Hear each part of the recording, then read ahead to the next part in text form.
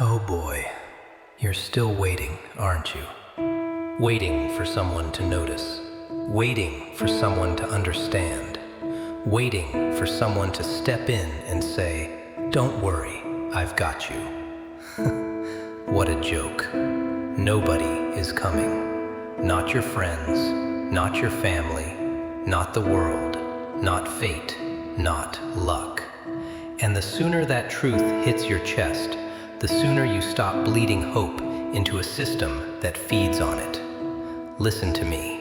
The world doesn't reward suffering. It doesn't pause for pain. It doesn't slow down because your life fell apart. Bills don't care. Time doesn't care. People don't care. They'll nod. They'll say, "Stay strong." Then they'll go back to their lives while you're left cleaning up the wreckage alone. That's not cruelty. That's reality. You were taught a lie.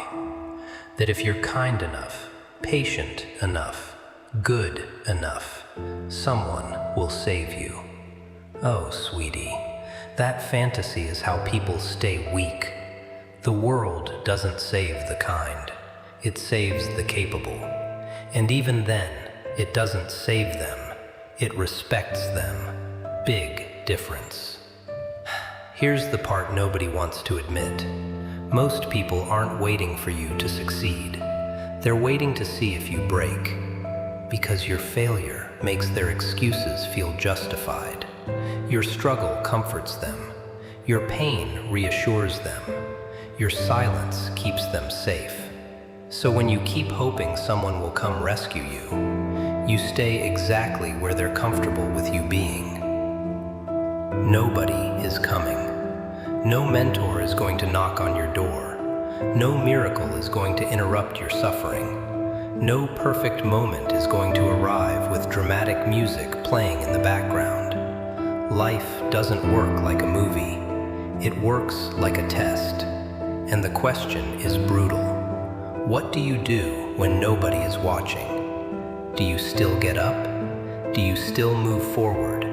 Do you still show discipline when there's no applause, no validation, no encouragement? Or do you wait? Because waiting is how people rot quietly. Cupcake. Waiting is just fear wearing patience as a mask. You say you're waiting for the right time. You're really waiting for permission. Permission that will never come. Because the world doesn't give permission to those who hesitate. It only reacts to those who move. Here's the dark freedom nobody talks about. When you accept that nobody's coming, you stop begging. You stop explaining. You stop performing your pain. You stop advertising your struggle. And something shifts. Your spine straightens. Your voice gets quieter.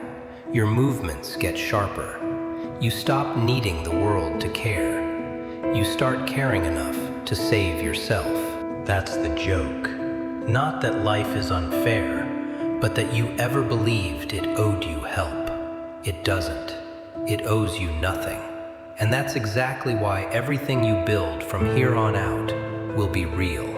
Hope let you delay responsibility. Hope let you forgive weakness. Hope let you stay comfortable while calling it patience. You said, "Things will change." What a joke. Things don't change. People do. And only when pain becomes louder than your fear. Once you stop waiting to be saved, you start noticing something uncomfortable. Most of your suffering wasn't caused by life. It was caused by hesitation. You knew what needed to be done. You just didn't want to do it alone. You knew who needed to be cut off. You just didn't want the silence. You knew discipline was required. You just hoped motivation would show up instead. Oh, sweetie, motivation never stays. Discipline does. Here's the part that really hurts. No one ignored your struggle by accident. They saw it. They just weren't responsible for it. Everyone is busy surviving their own mess, and expecting them to carry yours, that was never strength. That was entitlement wearing innocence. The moment moment you stop begging, people react strangely. Some disappear, some get uncomfortable, some suddenly become critical. Why? Because your independence exposes their dependence. Your silence makes noise. Your discipline casts shadows. Your growth forces comparison. And comparison makes weak people angry. Listen carefully now. You don't become strong by talking about strength. You become strong by doing what weak people avoid. Getting up when it's boring. Working when nobody cares. Saying no without explanation. Choosing progress over comfort. Choosing solitude over fake support. That's how the spine forms. Cupcake. This is where most people fail. Not because they can't do it, but because they don't want to lose the illusion of being rescued. They still want someone to notice, to clap, to approve, to say, "You did good." But the truth? The world only claps after the work is done, never during. Here's the brutal reality. When you rise, no one asks how hard it was. They ask how you did it. And when you were falling, they just watched. So stop narrating your pain. Build in silence, because silence is where power grows. Once you accept that nobody is coming, you stop chasing. You stop chasing validation. You stop chasing belonging. You stop chasing permission. You start building leverage, skills, discipline, self-respect, consistency, things that don't disappear when emotions change. What a joke it is that people wait their entire lives for someone to save them, when the only person who could ever do it was staring back at them in the mirror. You don't need to be liked. You don't need to be understood. You don't need to be chosen. You need to be ready. Ready to move without support. Ready to stand without approval. Ready to carry the weight without asking who's helping.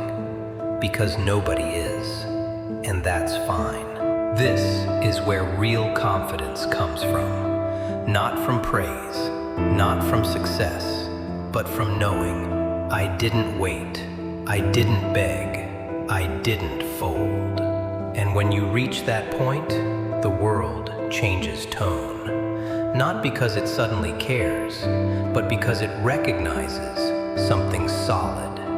There's a moment after the anger fades, after the excuses die, after the hope collapses, where something colder replaces it, clarity. Not the kind that comforts you, the kind that strips you naked. You realize something brutal. If you fail from here, it's on you.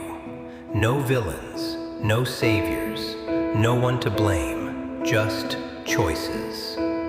That realization terrifies most people, because responsibility is heavy.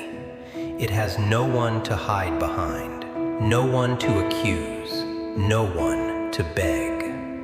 Oh boy. That's why most people run back to distractions, noise, drama, validation, comfort, anything to avoid sitting alone with the truth.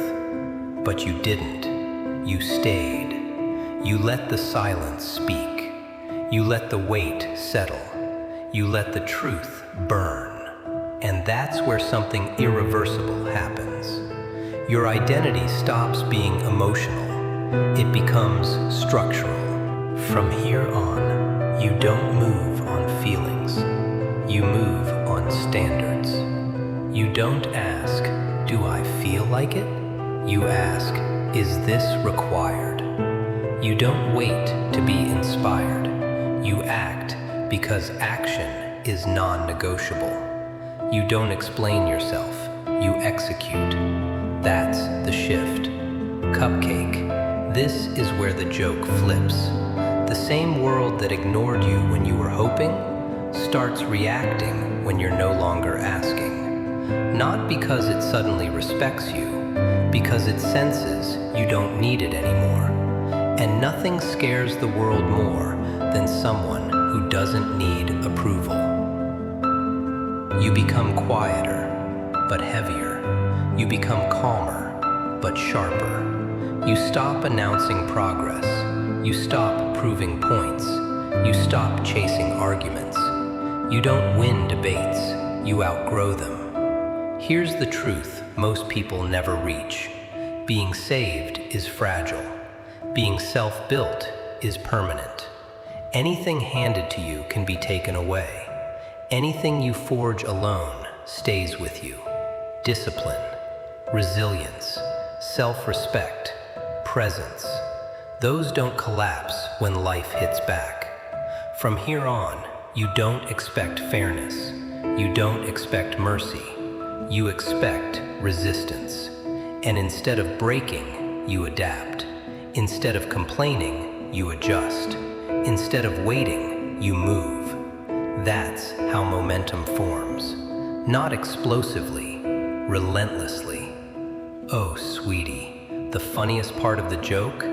The world eventually treats you the way you stopped asking it to. It doesn't pity you. It doesn't test you.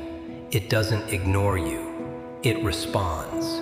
Because consistency is louder than suffering. Presence is louder than explanation. You don't become dangerous by being angry. You become dangerous by being unshakable. By standing firm when life applies pressure. By staying disciplined when motivation dies. By choosing solitude over weakness. That's not cruelty. That's survival upgraded to dominance. Nobody's coming to save you. And once you fully accept that, you stop wishing. You stop waiting. You stop begging. You build quietly, relentlessly, without permission. That's the joke. The moment you realize no one is coming is the moment you finally arrive.